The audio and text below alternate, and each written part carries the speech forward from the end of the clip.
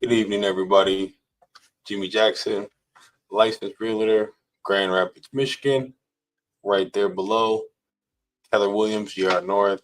So I'm gonna make a video today. If you see the title, real estate auction, tax liens versus tax details. I'm just gonna show some strategies, some pros and some cons with residential and commercial. Like I just want to throw out there, I'm not a lawyer, so I'm just putting, basic tips, facts. If you have an interest in these type of things, so if you want to, listen, tune in. So let's jump in and put up a few things. So welcome aboard. I wanted to try that out, so let's hop in. First thing I want to throw out there is your auction strategies. So here are the pros and the cons of both commercial and residential.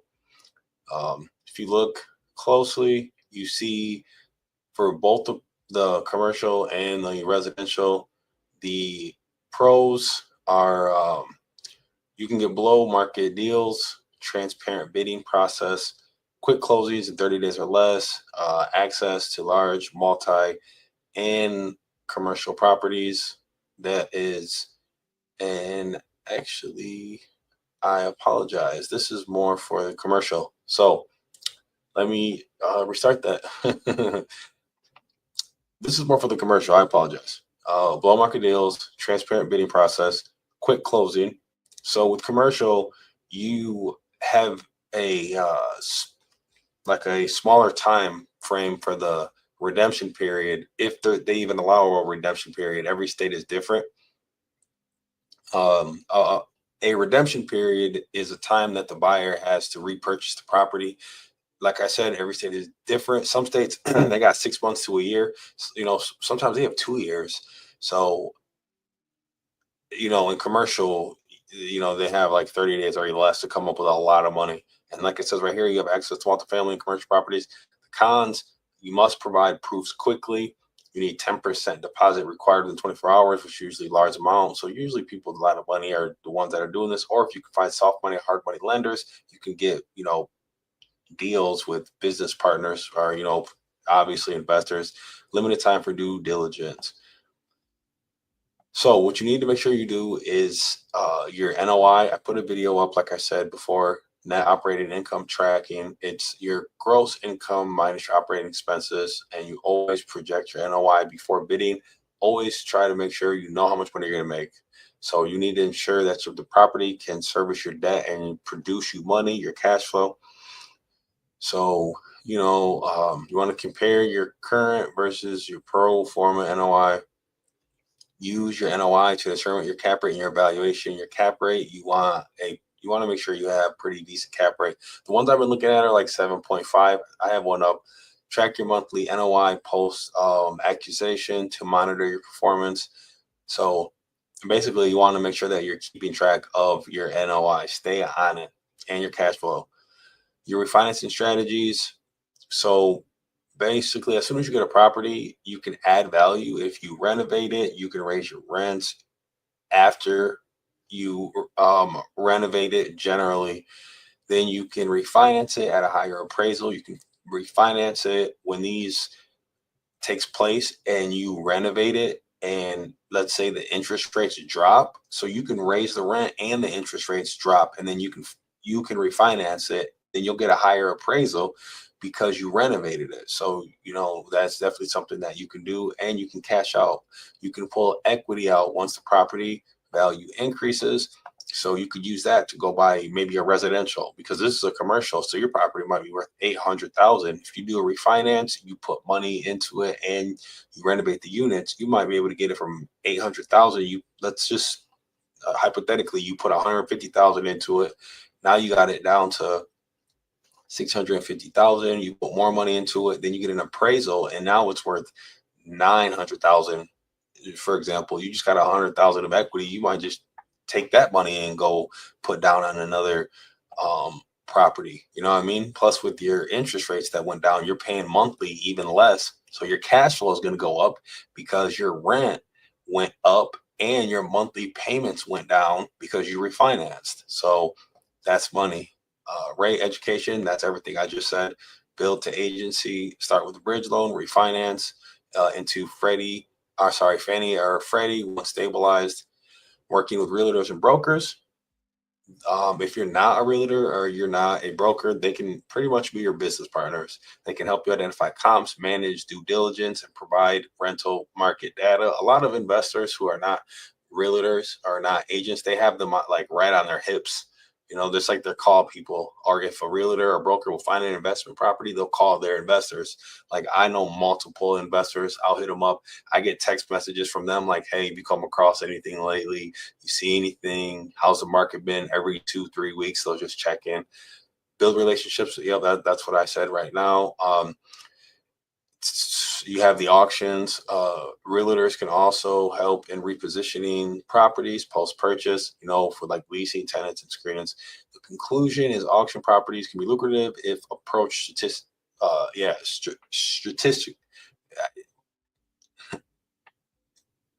I'm not even going to say that word. I'm stuttering. So focus on your NOI, plan for refinancing options, and leverage your brokers to maximize long term. The money's there, the risk is there. You know, if you have to know what you're doing, if you got to pay people for all those renovations, you're going to have to take that money, deduct that money from your initial investment. If the interest rates go up, you can't refinance. You know, if you don't take care of the property and it starts getting mice and raccoons in there, and you know it gets dirty, people are going to start moving out. Um, so you just have to take care of it. It's a risk. If you know what you're doing, go do your thing. So I also wanted to throw up another quick video on the tax liens versus the tax deeds. So let's share this tab. All right. Let me jump in here.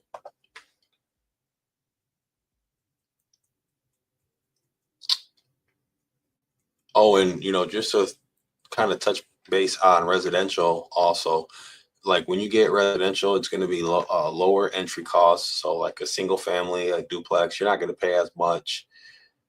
If you wanted to buy the property, um, and you're not, you know, trying to get it on the auction, you wanted, you know, just, you know, get the cash with the easier financing, those are available as well.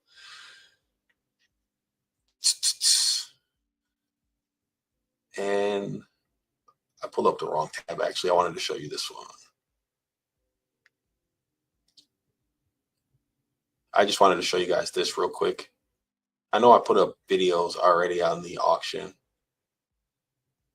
but this is another one. So like if you wanted to get, when you're getting properties that are auction properties, you can get them through the county. You can, and that, yeah, you can get them through the county. You can get them through the state, and you can get them through the government, I believe. Yeah, I know the government, and I know the lenders and the counties. Yeah, there you go. Because people can mess up with their lenders and lose their properties. The state does. I mean, I'm sorry, the county does their auctions as well. If you don't pay like your taxes, and then there's national ones too. That's the one that I posted on my other video that I did. So, and then let me make sure I touch base on what the name of the actual video is. So I'm gonna put up the auction really quick so I can show the national auction. So the video, I mean the web browser I have up right now, these are just like a property in Lansing. So like if you wanted to do like the Lansing auction, you know, the auction lists and open house schedule is made available for October 1st. If you want to do Kent County, you can look in Kent County or Ottawa County. You could just search it up. and I'm sure they do commercial and residential at the same time. Where you know, it might vary by state where they do different days. It's everywhere you go, it's different rules and regulations. Like for example, here is a um, national auction where you could get properties. Oops. Yes, this is the right one. Yes, the national auction. Let's see. Yeah, that's about right. You could get properties in what? Georgia, New Jersey, Florida, Missouri, Colorado, Illinois, North Carolina, Washington D.C., and these are multi-units. This is land. Uh, if you want a transmission car shop, turn it into something else. Whatever you want. There's tons of stuff on here. This right here, this is a lease multi-unit. I have it on one of my other videos when I was talking about commercial real estate. So I'm going to get to that auction in 1 second. I just want to knock these out real quick. Now, here is a property that I found in Lansing. Oops, my bad. No, this is the one in Grand Rapids. I'm going to pull up the one in. Is this the one in Lansing? Yes. Like this one is in Lansing. I believe this one is in the auction. Yes, this one is in the, yeah, right here, duh. Auction on November 27th. So if you went online, this would be one that, you might want to buy and check it out. Here's the property tour dates. Like I said, they do different dates. So like right here, it said what? October 27th. So that was a different date from when we went out to the county. So maybe they do dates. Who knows what their county does? Maybe they do dates twice a month. Like a sheriff auction, they do those every Thursday in Kent County anyways. What did I want to pull up? Those are stuff for some reason they're not letting us see. Okay, so here's an example of stuff you want to look for. And the NOI is not on this one, but here's the sale condition, auction sale, property type, retail, built 2001. It's a 1-story building. The parking spaces, it's an investment property, a drugstore, type of ownership. Now this is the demographics. This tells you like how far things are, like 1 mile, 3 miles, 5 miles, 15-minute drive. The absolute population, the household demographics, the consumer spending, so you can see the neighborhood or the area of where you'd be buying the property. Population within 1 mile, 3 miles to 5 miles. So if I'm buying in this area, this is what the this is what the population is going to be like. Here's the population projected growth. Looks like people are leaving. That's why no one's probably going to buy it, because it's not anytime soon, because that area is not projected to grow. Looks like it's projected people are going to leave. I'll tell you what, though, I bet you they're buying liquor stores and gas stations. So yeah, that's just something you want to check out. Let's check out one of Grand Rapids really quick.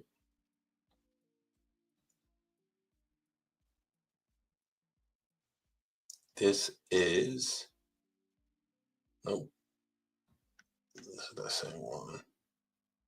So like, let's say you want to buy this property right here. It's an advanced auto shop or advanced auto parts. This one has the cap on it. So investment, the net cap is 7.5. So your net operating income they're looking to make on here is 108,000. You'd have to do the math to find out your cap rate. 34 parking spots. It was built in 2001. It was renovated in 2011. And just, you know, nearby major retailers. You'd be by Flagstar Meyer Bank, another bank, which was Huntington and Fifth Third. You're by Applebee's, Starbucks, Bigsby.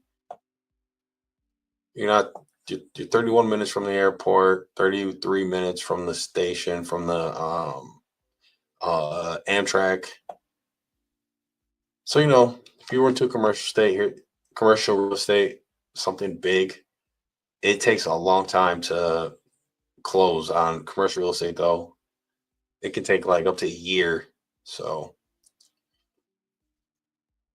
let's see. All right. So now I want to jump into, oops, sorry. So we can close this. Tax liens versus tax deeds. Let's see.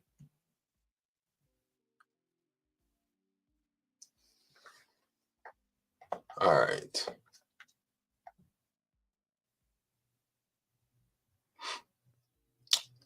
So key differences between tax lien and tax deeds.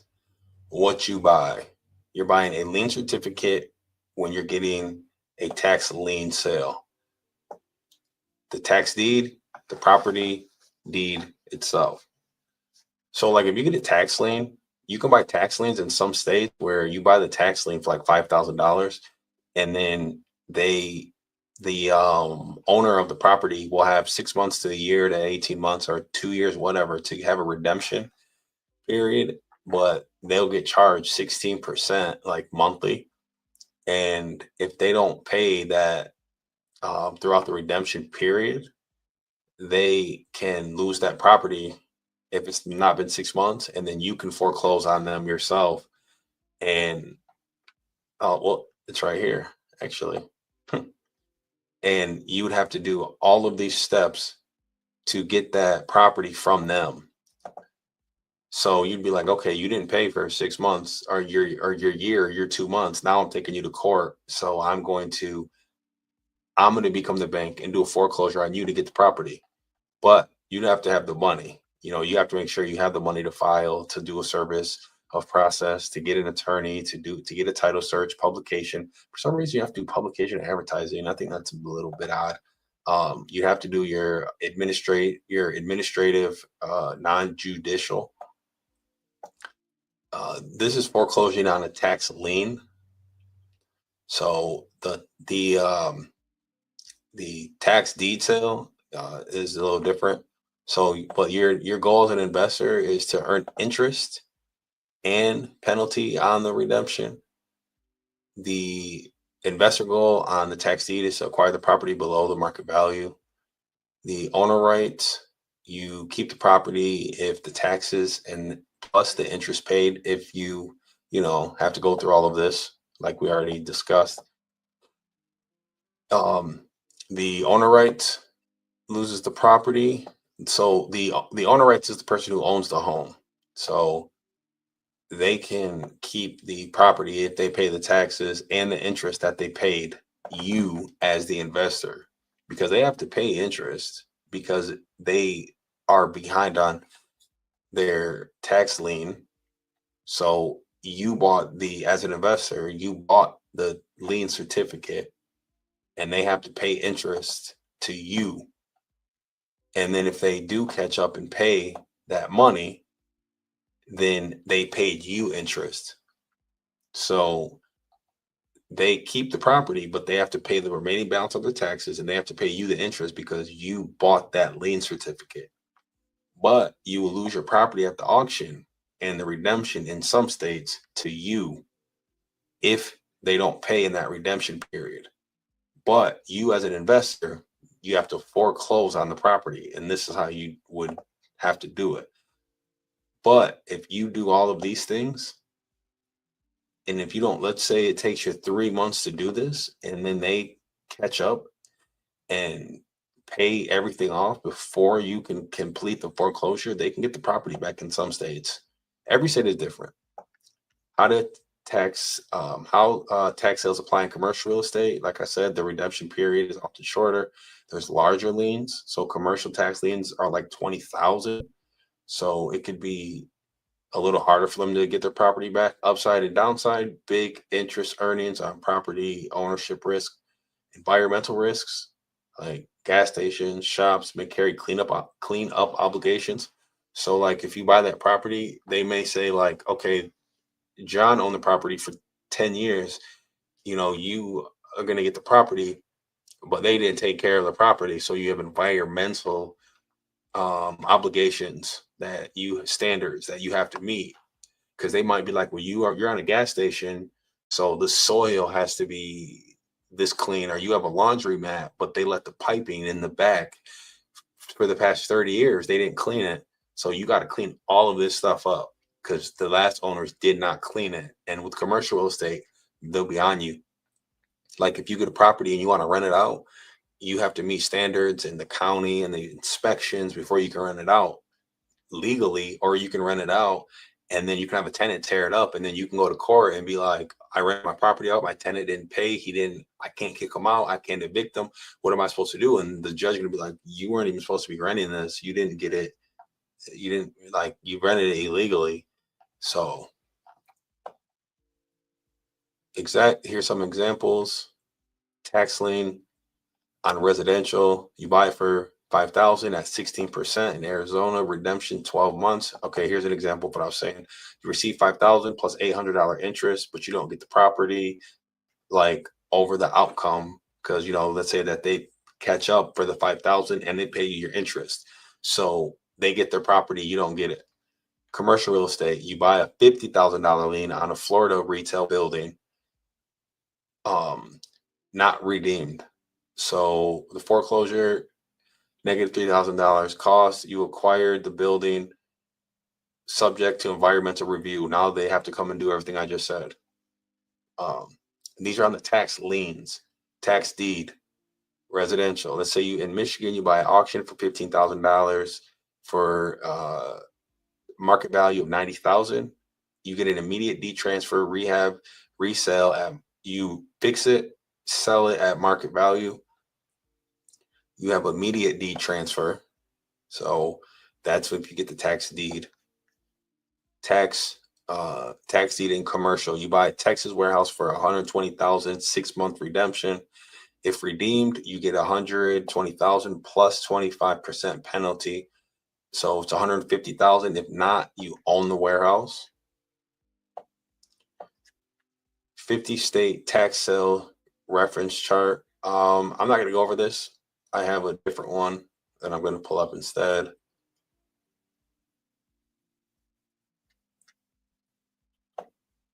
Tax lien versus tax sale. Full 50 state investor reference. This chart shows all 50 states and whether they conduct tax lien, tax sale, tax deed sale, or hybrid system. It also highlights general redemption rules when applicable.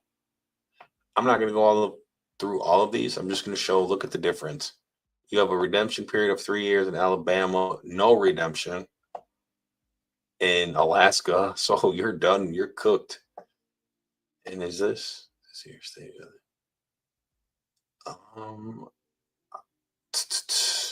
So with 3 years, I would believe this is commercial. I apologize. All right, here, 6-month commercial, no year residential. Let's see what they say in Michigan. No redemption. Oh, that's on tax deeds. Okay, so they're just giving us a variety. If it's tax lien or tax deed. So I'd have to check and see if it's for residential or commercial. My apologies. But yeah, if you want to pause the video and look at it and see the difference between states. You know what I'm saying? Each state is different. And who knows, a new governor and a new law and a new House and a new Senate could come in and change it. And then 3 years or 10 years later, they could change it again. And then an insurance company can complain and then they could change it again. It just changes and changes. So that's why you have to know deed versus title. You have to know insurance. You have to know all that stuff. So, but yeah, that's pretty much it, man. You know, the auction can be fun, but you need to know what you're doing. You usually need to come with $1,000 on a prepaid, and you have to have proof of your proof of income proof of income basically to show that you can do it. Because if they're going to let you get the property, and then you don't have any proof that you have money, they just missed out. Whoever's auctioning the property, the government, the lender, whoever, if they're auctioning the property and they're like, okay, we'll take your auction, then you go to buy it, and then you don't have the money, they're going to be like, well, we just missed out on selling the property. So you have to prove you have the money. And that is about it. So, want to say thank you for watching the video. Appreciate it. If you need anything, if you're looking to buy a home, if you're looking to sell a home, if you're looking to do investments, I can, just we can run your credit. We can see, we can get you started and be like, hey, this is where you're at. Because a lot of people think I can't get a house. What am I going to do? But you need to pre-plan. If you can't get a house in January, let's, at least try to set you up to be like, hey, if you do A, B, and C and D, you'll have a property by August or by April or by May. Some people, they might not even be able to get the property by November, but real estate is a process. And if you really want a house for you and your family, time goes by so fast. Be patient, be dedicated, stay focused so you can get that property that you want. That's my advice. Would you rather pay $2,100 a month in your escrow account for your principal and your interest and your insurance and your taxes and your mortgage? Well, that's pretty much everything right there. But or would you rather pay $2,500 for rent that you don't even own? If you fall behind on your rent, your landlord could kick you out. You fall behind on your mortgage, they give you time to pay it. And then if you go into foreclosure for some reason, you have redemption periods that you can get your house back. If something happens, you know what I mean? People fall behind, but you can catch up. It's your property. You can work hard for it. If you want to sell your property, there's do free property. If you look right here, free property evaluation, walk through the property, look, see if there's something wrong with the foundation, something wrong with the ceiling, the ceiling, a little curved, because then, there could be something coming through the roof. Is the floor, the subfloor, is, anything, just check it out. A lot of people want higher prices for the property. Like, I'm not taking any less. I don't care what you say, but then you got to point out and show them the comps here, what they're going for in the area. Show them, you're going to pay about 7 to 8% when you sell your property. Some people don't take that into, evaluate, or they don't take that into consideration. So it's things like that that matter. And if you know and you understand the concept, instead of trying to sell it by yourself, which 90% of people who try to sell it by themselves end up getting a realtor because they don't understand that it is a lot of stuff you need to know. Hit me up. I can help you out. I'd love to. So thank you for watching this.